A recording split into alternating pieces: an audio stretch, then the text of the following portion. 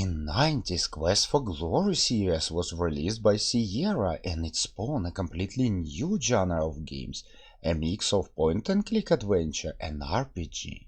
And it was success, my friends. A whole generation of players grew up on those games, me included, and plenty of games was inspired by Quest for Glory. And today my story will be about one of those games, in my opinion the last successful attempt to recreate the good old spirit of Hero Quest, and it's called Mage Initiation Reign of Elements. The game was released in 2019 by Himalaya Studios, a huge fan of original Sierra games. And for me it was a pleasant surprise cause I enjoy this game a lot, and today I'm gonna tell you why. This time game events will take place in future, after the human civilization as we know it so far, with all its computers, robots, inventions collapsing to the ashes, magic was born. People call it elements. Not everyone can control magic, but some people can. They called gifted or chosen one. Children who possess a magical gift are taken away from their families to the magical tower. There are plenty of magical towers all around, and they will spend next 10 years of their life in training and studying. This world has new rules, all technology and inventions are forbidden, every situation can be solved only by mages and by magic. But mages also have their restrictions, they cannot use magic against ordinary people who do not possess the power of elements. And in this world you will play as a Dark, a 16 years old mage who complete his training and his initiation is about to begin.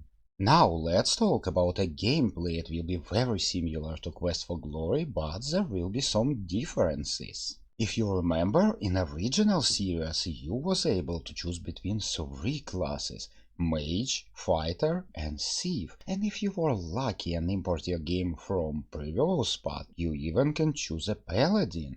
And here you can play only as a mage. But even as a mage alone you will be able to choose some kind of class for you. It's a kind of magic you will possess. There will be 4 elements in total: fire, water, earth and air.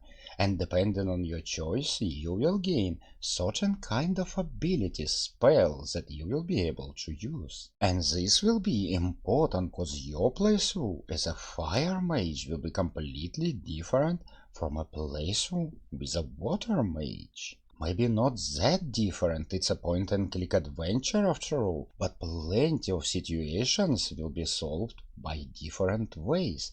For example, as an air mage you can talk to birds, and as a water mage only with water creatures. Plenty of situations in game can be easily solved by certain kind of magic, and if you don't possess that kind of magic, well, you will have to solve it usually by long and hard way without using magic. And it will be interesting to complete this game at least 4 times, to try everything, to see everything. And while in Quest for Glory there was plenty of stats connected to different aspects of the game, in Mage Initiation you will find stats connected to magic only. There will be 4 stats in total: Strength, Magic, Intelligence and Constitution. Strength is how powerful your spells will be, Magic how many mana you will have, Intelligence is how accurate you will shoot during the combat, and Constitution is just your health point.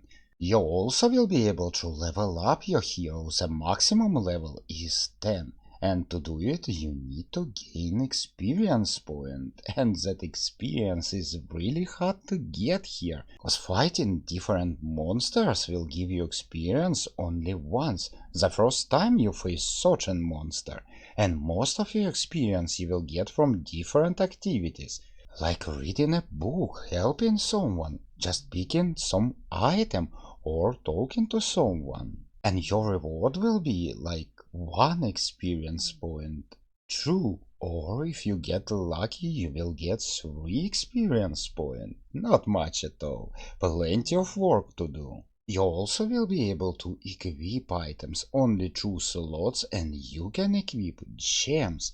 Those gems will increase your stats, but some gems can decrease it and increase it at the same time. You will be able to identify items, and all your gems will have durability. You can repair these gems or just use them to the end and buy yourself a new one. And that also means you will need money, coins. Money is also very hard to get, and most of the times you will get some coins for completing merchant request. For example, this merchant is in desperate need for some spider parts, so you must go to the forest, hunt for spiders, loot their bodies, get some parts of the spider, bring it back to this merchant, and yep, you will be rewarded. But of course, nobody will stop you from selling unneeded gems or mana or health potions. And I think it will be a good time to talk about combat. Do you remember combat from Quest for Glory? It was so brutal, ruthless, chunky, junky, oh my god. Every encounter was a real challenge, and here it will be almost the same, with a little bit difference. Here you will be able to move through the battlefield, and combat itself will be a little bit easier. And sometimes your enemies will even try to run away from you, and from the prey you will become a hunter. You will have a huge variety of different offensive and defensive spells. Each school of magic will have different set of spells and different combat styles. Let's say it differently, the combat will be the same, but you will have to use different spells. For example, an Air Mage can summon smoke, fog, and it will increase your dodge significantly, and all enemies' attacks will be mostly mist attacks, and Water Mage can create a bubble of water that will push your enemies away from you. But it doesn't mean that all encounters will be that easy. You will die, and die a lot.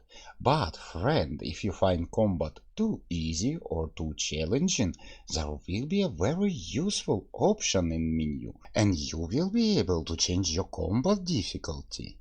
And by the way, there will be ability to change your interface. There will be 3 different options. Just choose the one you feel more comfortable with. Mage's initiation will be full of dialogue. They literally will be everywhere. But guess what? This game is fully voiced over. I remember my initiation, I think. It had to do with toads. Or was it frogs? Something messy anyway. They always are, these things.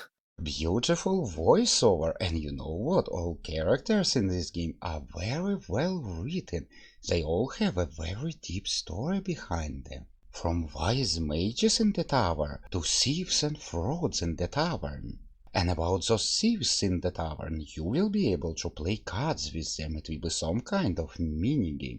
I don't know, will you be able to win or not? They are frauds after all. But at least you can try. But what I'm trying to say, all old school games have mini-games inside, so tradition is preserved. And of course, every point-and-click adventure just must have some puzzle. This game is not exception. But to my surprise, this game has not that many puzzles inside, and all puzzles will be pretty logical. I bet old school players will be able to solve them without any problems. For example, one of your first tasks will be to cross the lake, and you will get a note and compass, very weird compass. It's showing elements, not world locations. So, reading the note, you must understand where to go, and to my surprise, I solved it from the first try.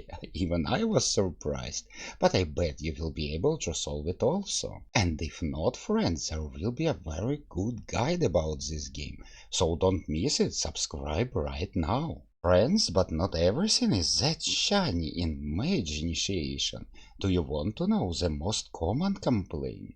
Well, people say there are not enough humor inside, not enough jokes. While Quest for Glory was full of wonderful humor, this one is definitely not. And it's true, the game is really too serious, and while many players expect an atmosphere to be like in Quest for Glory, This one will be a little bit different. Is this mean the game will be bad? Not at all. You will get an excellent adventure. And if you know that there will be no humor in this game right from the beginning, you can just go and enjoy it.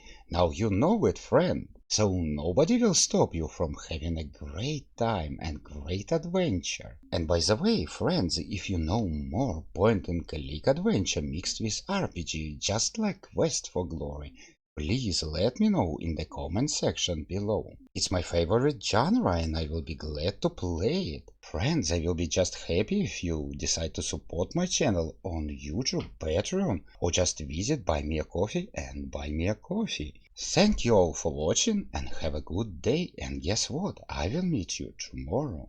Hey, blacksmith, tell me about yourself. Maybe you can tell me about a town? Maybe you know something about a tavern? Well, it was a nice conversation.